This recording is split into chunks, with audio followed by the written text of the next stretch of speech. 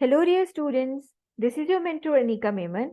Today we are going to learn sentence correction from CSS Past Paper 2012. So let's begin with the first sentence. A 10 feet long snake made people run here and there. Now here, this word snake is your noun. Okay?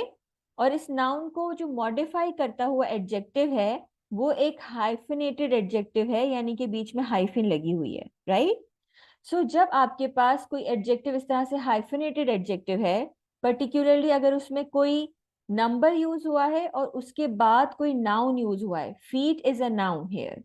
Y? Because feet आपके पास एक unit है length का, ठीक है। So ये name of a unit of length है, ठीक है। और यहाँ पर प्लूरल फॉर्म लगी हुई है, ओके। सो जब आपके पास कोई एडजेक्टिव हाइफिनेटेड फॉर्म में हो और उसमें नंबर एंड नाउन यूज हो, सो वो नाउन जो है वो अपनी सिंगुलर फॉर्म कैरी करेगा, राइट। सो 10 फीट लॉन्ग नहीं बल्कि 10 फुट लॉन्ग होगा। इसकी मैं आपको एक और एग्जांपल दूं। अगर आप लिखते हैं 10 मंथ्स ओल्ड गर्ल, ठीक है, तो ये इस तरह से होगा 10 month old girl, not 10 months old girl, right. So the correct sentence is a 10-foot long snake made people run here and there. The next is we are going to the concert, comma, and so they are. यहाँ कहा यह जा रहा है कि हम concert पे जा रहे हैं और वो भी कॉन्सर्ट पे जा रहे हैं।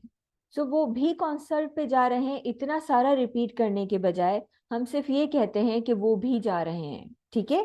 सो अगर आपने रिपीट ना करना और सिर्फ ये लिखना हो कि वो भी जा रहे हैं, तो उसके लिए हमारे पास जो स्ट्रक्चर यूज होता है वो कुछ इस तरह से है कि सो के बाद ऑक्सिलरी वर्ब आएगा और उसके फौरन बाद सब्जेक्ट आ जाएगा, राइट। सो अब हम देख लेते हैं कि हमारा जो ओरिजिनल सेंटेंस है क्या वो ये स्ट्रक्चर फॉलो कर रहा है। सो के बाद दे आया है विच इज अ सब्जेक्ट और उसके बाद ऑक्सिलरी आया है, राइट। जबकि हमें ऑक्सिलरी सब्जेक्ट से पहले लगाना है according to the structure, right. So आप आर को दे से पहले ले आए, आपका सेंटेंस करेक्ट हो जाएगा।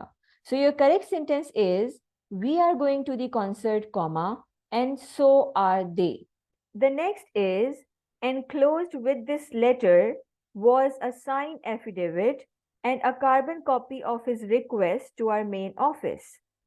Now here the sentence means कि इस लेटर के साथ enclosed हैं एक एफिडेविट साइन और दूसरा क्या enclosed है, a carbon copy of his request to our main office, right?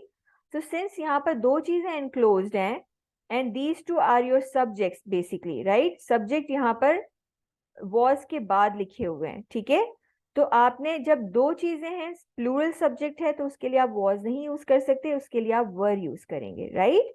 So correct sentence is enclosed with this letter were a signed affidavit and a carbon copy of his request to our main office. The next is fear from God. Now here this sentence is an imperative sentence. यहाँ पर कहा यह जा रहा है कि खुदा से डरो, राइट। तो खुदा से डरो के लिए हम फेयर फ्रॉम गॉड नहीं बल्कि फेयर गॉड ये यूज करते हैं। तो this is your Pakistan has and will support the Kashmiris. Now here you can notice Pakistan is our subject, लेकिन उसके बाद जो प्रेडिकेट आना चाहिए था which should be a helping verb and a verb, उसमें से हेल्पिंग वर्ब तो है हैज, लेकिन एक मेन वर्ब यहाँ पर मिसिंग है, ठीक है।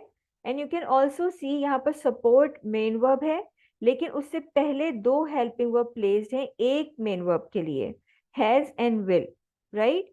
सो यहाँ पर हैज के बाद कोई मेन वर्ब मिसिंग है, तो आप यहाँ पर लगा देंगे सपोर्टेड।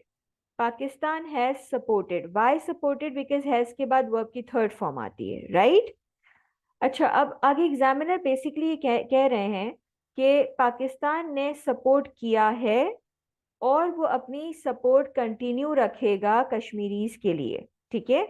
तो आप यूज कर सकते हैं and will continue to support the Kashmiris. So your correct sentence would be Pakistan has supported and will continue to support the Kashmiris. The next is he has come yesterday. Here the examiner has used has and verb's third form. Which reflects कि ये आपके पास present perfect tense use हुआ है, ठीक है। Present perfect tense हम use करते हैं पास्ट में कोई एक्शन फिनिश हो चुका है या कंप्लीट हो चुका है, बट हम उसके साथ कोई टाइम मेंशन नहीं करना चाहते, ठीक है। जैसे फॉर एग्जांपल मैं बोलूं I have completed my task, लेकिन मैं आपको ये नहीं बताना चाहती कि मैंने अपना टास्क कब कंप्लीट किया है, तो मैं ये सेंटेंस बनाऊंगी प्रेजेंट परफेक्ट टेंस में। लेकिन अगर मैं इसी काम के लिए यानी कि पास्ट में कोई कंप्लीटेड एक्शन के लिए टाइम एक्सप्रेशन भी मेंशन करना चाहूंगी या एडवर्ब ऑफ टाइम के साथ उसको मेंशन करना चाहूंगी, तो मैं यूज करूंगी पास्ट सिंपल टेंस। जैसे कि मैंने यहाँ सेंटेंस बनाया है I completed my task on Monday, right. या फिर मैं बोल सकती थी I completed my task at 5 o'clock, right. So yesterday, on Monday, in January, tonight, in the morning, ठीक है। इस तरह के अगर टाइम एक्सप्रेशंस आपके साथ यूज हो रही हैं तो आप यूज करेंगे पास्ट सिंपल टेंस, राइट। और पास्ट सिंपल टेंस में आपके पास सब्जेक्ट के फौरन बाद वर्ब की सेकंड फॉर्म यूज होती है, ठीक है। सो ये sentence basically past simple tense में होना चाहिए था, ही केम येस्टरडे, राइट। और अगर आप इसे पास्ट प्रेजेंट परफेक्ट में ही रखना चाहते हैं तो आप येस्टरडे को हटा दें, ठीक है। He has come, full stop, आपका सेंटेंस कंप्लीट हो जाएगा, right. The next is Arshad's downfall was due to nothing else than pride. अब यहाँ पर एग्जामिनर ये कह रहे हैं कि अरशद के डाउनफॉल का जो मेन सोल रीजन था वो था प्राइड, ठीक है।